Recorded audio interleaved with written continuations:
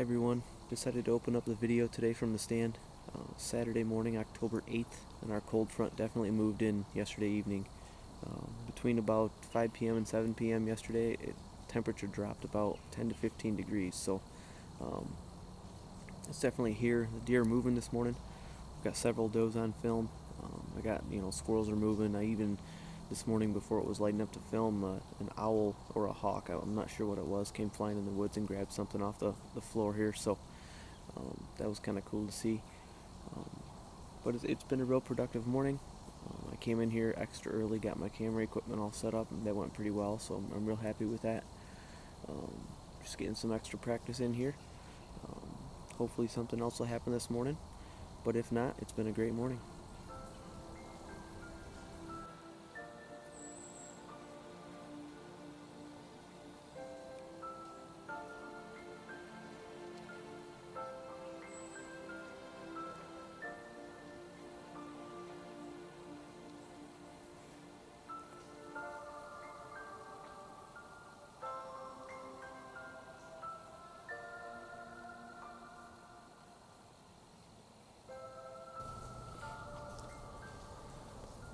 Well, that was pretty cool.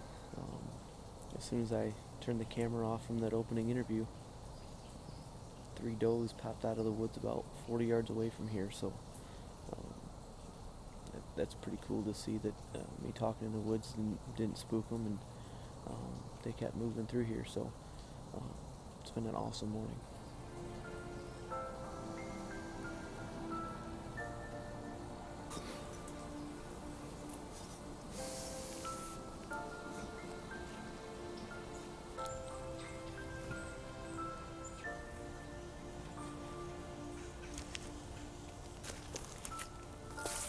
Hey guys, I wanted to give you guys a little tip on access to your tree stands. This tree stand here, this is the one I've been hunting on Saturday morning. Um, it's got a big drainage ditch. You can see it's very deep, the sides are very tall, and every time I come in and when I leave, I always use that ditch. It's always full of water, helps keep scent down, and I can get in here without anything seeing me, and I can leave without them knowing I was here. So that's just a pretty good tip that seemed to work well for me here.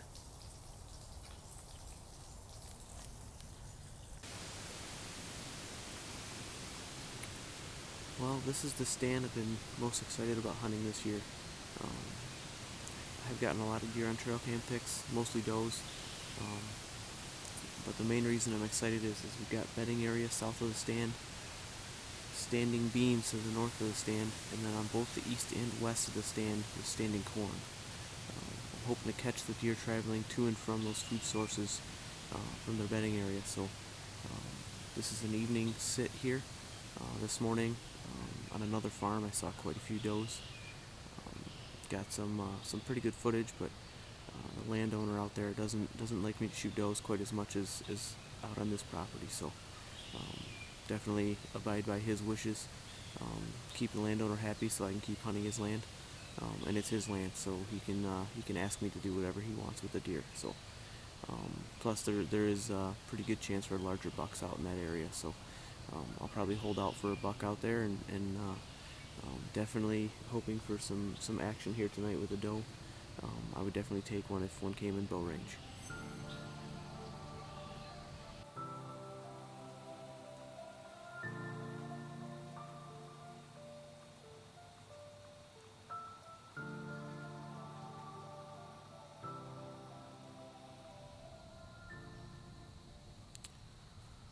Well, here's something I'm a little embarrassed about, but I'll definitely learn from. I've got a couple of does out here at about 60 yards, and I'm trying to conserve my main camera battery. This morning with all the footage I took, the battery got drained pretty bad. I didn't charge it, and I don't have my spare battery in my backpack, so something to definitely learn. Oh jeez, a little 4-point just walked out too, right behind him.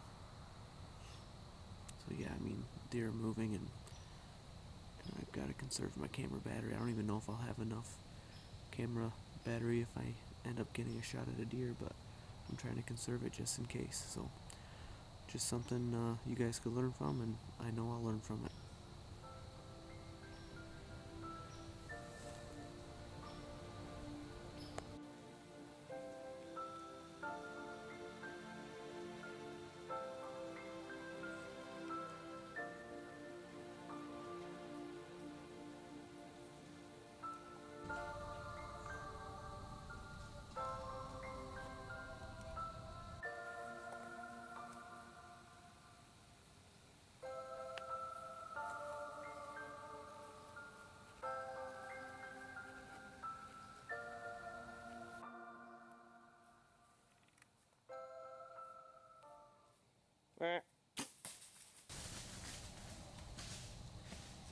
So that was pretty awesome. I think I made a pretty good shot. I'll review the footage here, but I don't think she went too far. Hopefully, looked like I got her in both lungs and maybe the liver, but I don't think it was back that far. So give it a little bit. Go down, take a look at the arrow, and see if I can find her.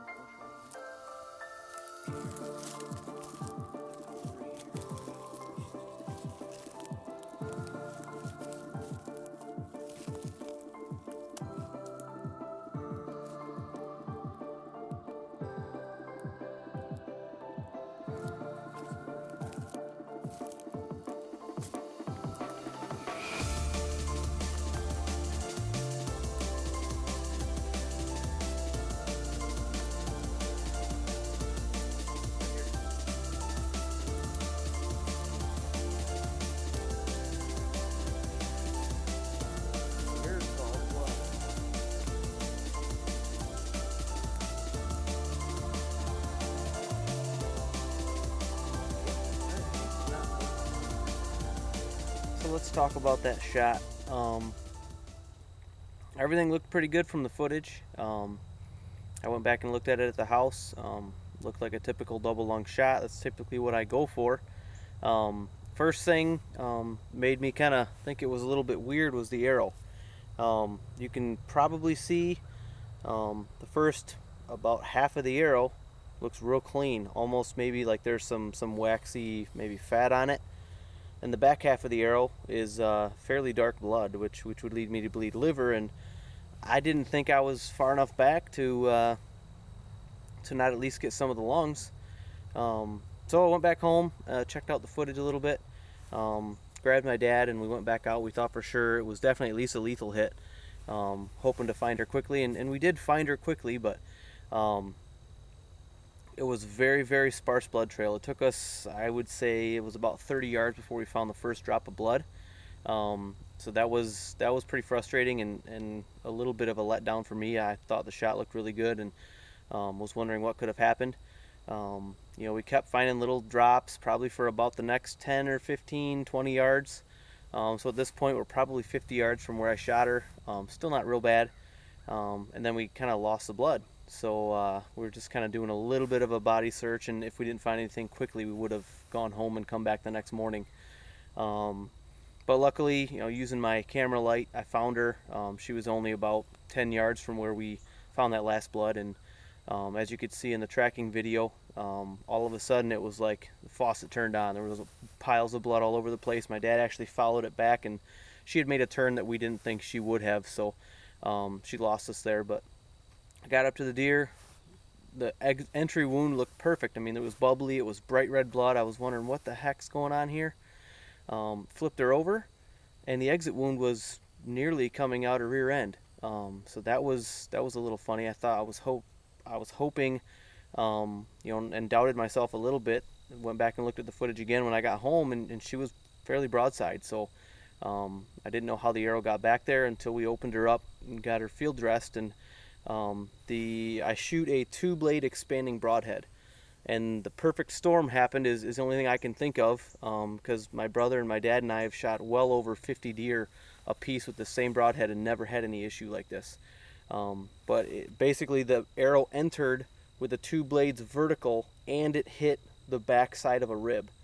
So the very point of those broadheads is in the opposite direction as the two blades. So I'm guessing that hit the back of that rib and ricocheted backwards through her paunch, and I got one lung and couldn't even find a spot where the liver was hit. So that's kind of a bit of an explanation. Next time I see an arrow that looks like this, I'll remember, you know, maybe something happened inside where it ricocheted. But I mean, the broadhead did its job. The broadhead made a really big hole, and you know, a fluke incidents happened, and hopefully it won't happen again.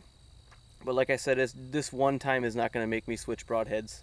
Like I said, you know, 1 out of 50 or so is not going to make my decision. It was just a perfect storm, I guess, for those broadheads.